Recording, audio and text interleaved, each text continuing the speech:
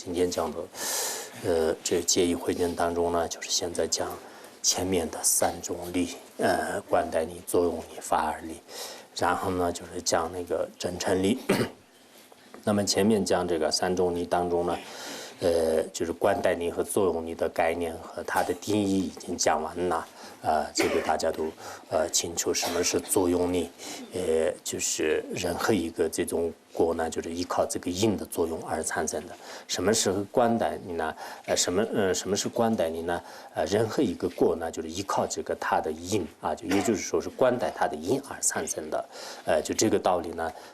就非常重要，就是前面已经讲了。那么今天呢，就是讲那个这2个力的这种必要啊，就是我们知道这样的力呢，在实践当中就是有什么样的作用有什么样的意义。也就是说，这宋词当中这样说的，古之应曰果，除己废除离，行之助作为宗派共巧等。结缘必根本，实果必者舍，世间治学问，出世治学出。那么，他这里呢，已经这个说明了就前面所讲的观待力和这个作用力的重要的这个意义。有什么样的这个意义呢？我们首先呢，就是必须要通达，就是这2个道理的这种用处啊，就是这2种真理的用处。如果我们知道了，就是实践当中的所有的这个因和果啊，就是它们之间呢，就是有因和果的这种关系啊，就什么样的这个关系呢？有一种关系呢。也就是说，是依靠因而这个产生它的果啊，就是这是非常这个合理的。比如说我们做这个善事，持戒布施等，就是产生这个善趣、快乐、财富等等。然后，如果我们就是杀害众生、邪淫等等，那就是它的这个果报呢，就是受苦啊，就是最后呢就是缺乏财产等等，就是这些，这就是指这个合理的啊，就这叫做是处。就是这叫做是因果，就是拥有的，就是合理的，就是这是处。而如果我们造的这个善业，在善业当中呢，就是产生苦果；然后造的恶业当中呢，产生安乐的话呢，那这是叫做这个废处啊。也就是说，我们实践当中的一个比喻来说明呢，就是道的这个道的种子呢，就是应该就是产生道的果，而顷刻的种子呢，就是也会产生那个顷刻的果，这是这个合理的啊，就这叫做是这个处。如果依靠这个顷刻的种子呢，产生这个麦子或者是大米的话呢，那就是不拥有的、不可能的现象，这叫做这个废处了啊，就废处。所以我们如果深深的这个体会到，也就是说了知呢，就是因和果呢，就是实际上是它们之间是有这个处和废处的这种关系啊，就是那么合理的这种因果呢，就是可以产生的；不合理的这种因果呢，就是不拥有的。就这样的这个关系知道之后呢，人们就经常呢，就是他的这个行为当中，哪些是该做的，哪些是不该做的啊，这些道理呢，就是会明白的。这一点我相信我们大家都应该这个清楚的啊。时间上的这个工人农民呢，他觉得是我今天呢在这个地方做这个庄稼啊，就是播下这个种子呢，就是会这个秋天的时候会这个获得这个收获，就是获得收用的。然后呢，就是工人呢，就是他到这里打工的话呢，认为是就最后会这个赚钱的。我这里打工呢，就是最后就是不得赚钱。那么这里呢，就是他也知道是因处和废处，也就是说呢，如果我在这里打工，就是打多少天也是最后一点这个赚不到钱呢，他不愿意做，就是即使如果认为是他这里如果做这样的事情的话呢，不但是赚不到钱，反而对自己的生命有危险的话呢，他绝对不会做的。同样的道理，我们实践当中的善事和恶事的话呢，本师释迦牟尼佛给我们已经讲了，就是所有的这些因果的概念啊，就因果的概念。但是我们世人呢，就是的确是非常这个愚痴啊，就这样一来呢，就是根本不知道这个因果的道理，所以我们一定要先就是了解这个因和果之间呢，就是有处和非处的这样的这个关系。那么这些道理呢，就是前辈的一些高僧大德们呢，就是在有关的经论当中也讲的这个比较这个清楚的。比如说就是《中观专论》里面呢，就是也讲了就是为观察四系一字浅浅以如是二身处赫赫之国也，就是有这么一个寄送。在这个当中呢，就是门旁仁波切已经讲呢，就是在这个四种力就是作用力和观待力和还有这个法尔力真诚力。那么就是作用力和观待力呢，就是主要是因和果和二力的。然后呢，就是这个法尔力呢，就是一切诸法的这个本体就是从本体的角度二力的。然后真诚力呢，也就是说就是这样的这种道理呢，就是依靠这个先量和必量就是显现部分呢，就是依靠先量来真诚然后那个隐蔽的部分呢，就是依靠这个必量来部分。其实呢就是先量什么就是先量和必量呢，就是归根结底呢，还是包括在这个法尔力当中。因为一切诸法的它的这个发心呢，实际上是离不开的。也就是说，获得这个热心呢，就是谁也没办法这个否认了就是谁也就是没办法否认。所以这样的这种道理的话呢，那么就是谁也就是没办法就是辩驳，也就是说谁也就是没有办法推翻，就是这就是所谓的这个法尔力。因此这样的这种这个法尔力的话呢我们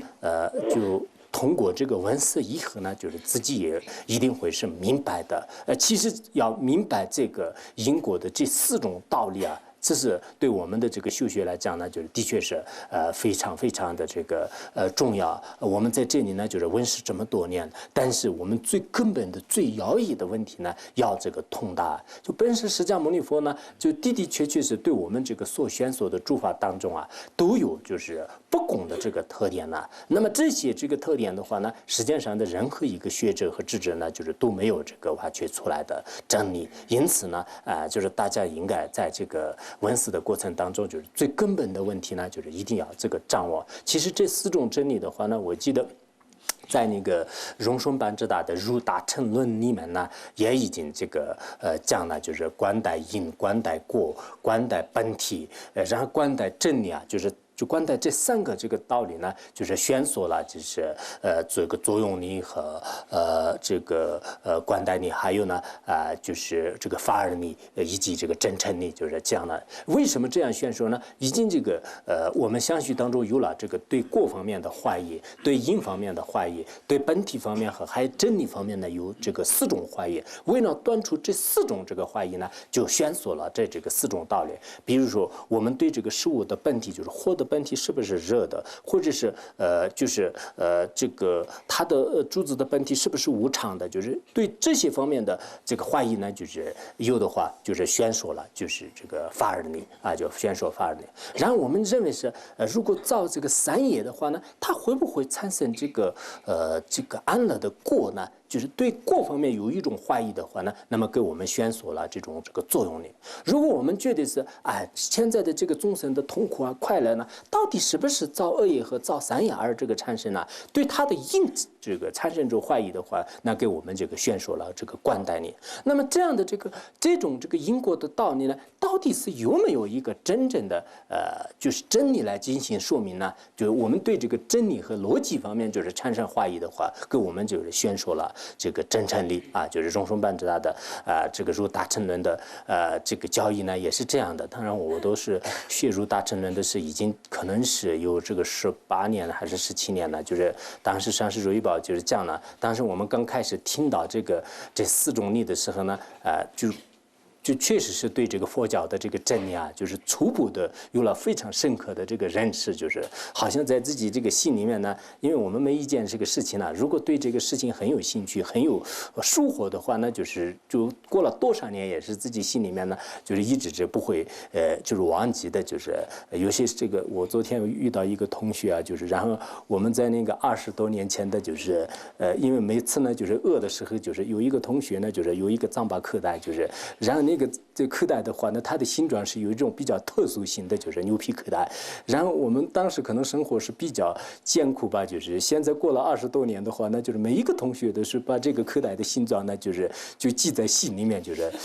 就一直是这个好像就是谁都忘不了。就是我问到很多人，就是他都说的，我知道，就是他的口袋就是这样的。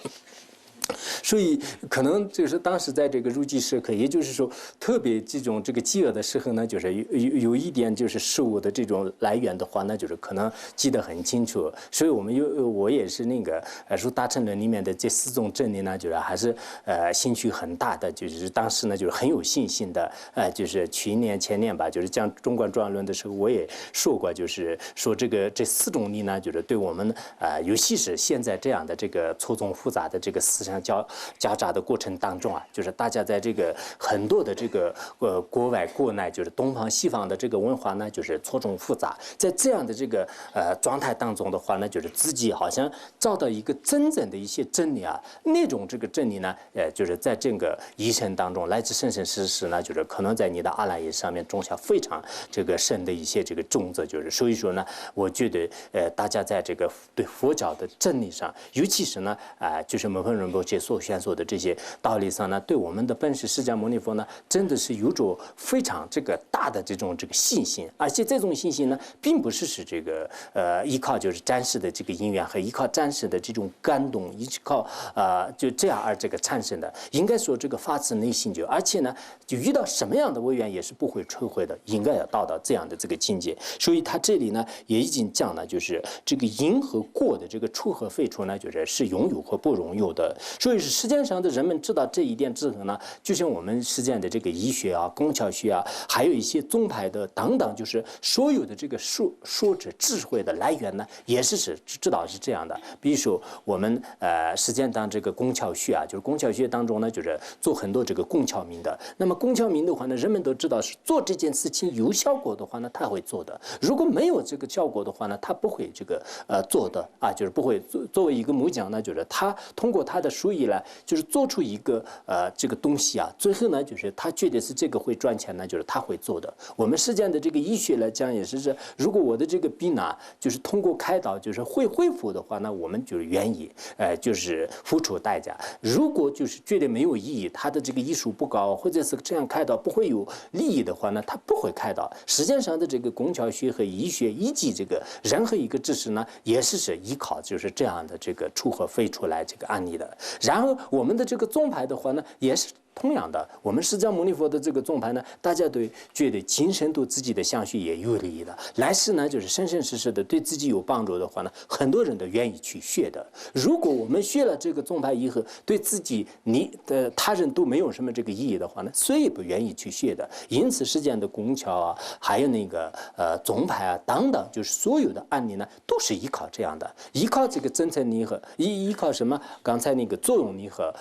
这个观待力。来这个案例的一切的这种来源呢，也是这样的。因此，我们可以说是这两个这个作用力和观待力呢，就是可以包括这个实践的一切这个学问啊。就实践当中呢，就我们也知道是实践当中包罗万象，各种各样的这个知识和学识都有。但是这些呢，都有一种这个因果关系的。我们实践上的任何一个理论学家的话呢，他要研究一个项目，然后最后呢，就是他觉得是知识有一定的成果的话呢，他愿意继续深入。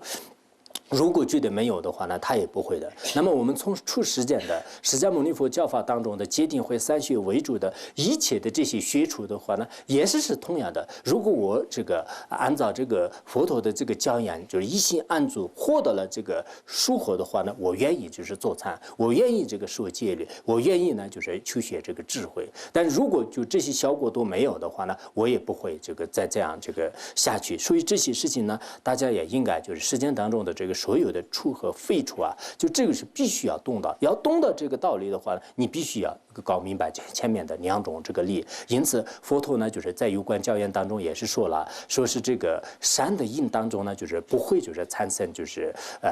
不悦意的这种这个果啊。然恶的因当中呢，就是不会呢就是产生这个悦意的果。就是那么就是善当中这个产生苦果，恶当中就是产生乐果的话呢，这是废处，就是不不荣誉的、不盈利的。然后呢，就是善业当中产生这个快乐，恶业当中产生这个痛苦，这是这个因处，也就是说是这是这个合理的。因此，我们实践的有个别的邪见比较重的人呢，我为什么今天这个杀生呢？就是将来呢，就是我要这个受报应，就是我这个断命，为什么这样啊？这是不合理吧？当然，就是你如果对这个世间的所有的这种情恶的种子，这个产生情恶的这种苗芽，然后世间的任何一个因果全部能推翻的话，那就另当别论。如果你不能推翻的话，这就是因和果之间的这个关系，谁也没办法就是推翻的。所以对我觉得是怎么说啊？就是这些这个道理的话呢，我们一定要就是懂得，就是有很多的这种邪知邪见比较重的人的话呢，我们这个造善业就是天天刻大图啊、转经轮啊，说是有功的。为什么有功德的话呢？就是好像说不出来，就不用这个说理由，因为因和果的关系呢，有时候你有呢就是没有必要。为什么摩诃仁波切《中观传》里面说，所有的这4种道理呢，最后归根结底呢，就是反而你就像获得热心一样，这就是金刚语啊，就是上师如意宝也是经常也这样讲的。如果懂佛教真理的人的话呢，那么就是这些道理就是不会就是产生任何怀疑。即使你产生一些怀疑的话呢，通过我们的这个问思呢，就是也会这个消除的。所以这些问题呢，我们世界上的很多人就是交往的过程当中呢，有时候就真的觉得是这些人也是非常非常的这个可怜呐，就是对一般的一些真理的话呢，虽然是具有这个合理性的，但是这些人呢就是不承认的。前一段时间开法会的时候，有一个。居士啊，就是他说我是这个农民的儿子，我今年是这个70岁还是60岁啊？说70岁了，我以前是混混凑凑的过去了，我今天开始呢，就是对佛教有信心呢，我可以当你的学生，就是。当时我心里面像是那个60岁的这个学生，然后那个40来岁的老师，就是所以好像从实践的真理呢，这样的话呢有点颠倒，就是不太合理。但是从另一个从佛教的知识的角度来讲呢，我觉得是我从小是确实是对这个佛教不仅是有信心，而且呢就是研究这么长的实践，再加上是对这个实践的就是东西方的一些文化呢，也做了一些这个思考和这个学习，就是学习的过程当中呢，就是越来越就是感觉到就是释迦牟尼佛的这种教法呢，就是非常非常的这个殊胜，然后在自己呢就是从中也是获得了非常大的利益。所以你今年就是开始皈依的话呢，那不管是你60岁还是80岁、70岁，就是我愿意就是当你的这个老师，因为我有这个能力，就是我可以这个就是帮助你。你虽然是60岁，但是呢就是对学佛方面的话呢，就是可能还这个1年级呢就是不行。我呢就是也这个对佛教方面还是学过，就是当过一些这个民办老师，就是所以说呢也应该有这种能力。就是有时候真的这样想啊，就是我们这个外面的一些居士呢就是这个学习佛法方面的话呢，我还是有一定的把握。不管是问什么问题啊，因为以前的各种这个环境和各种这个因缘吧，就是对大家对这个佛教的认识呢，就是非常的这个欠缺。虽然有这么好的一些真理，但是自己呢就是有一种相似的这种邪见呢，就是一直挡着自己就是前往的这个路啊。就所以说呢，我觉得现在我们这个闻思呢，就是非常这个重要。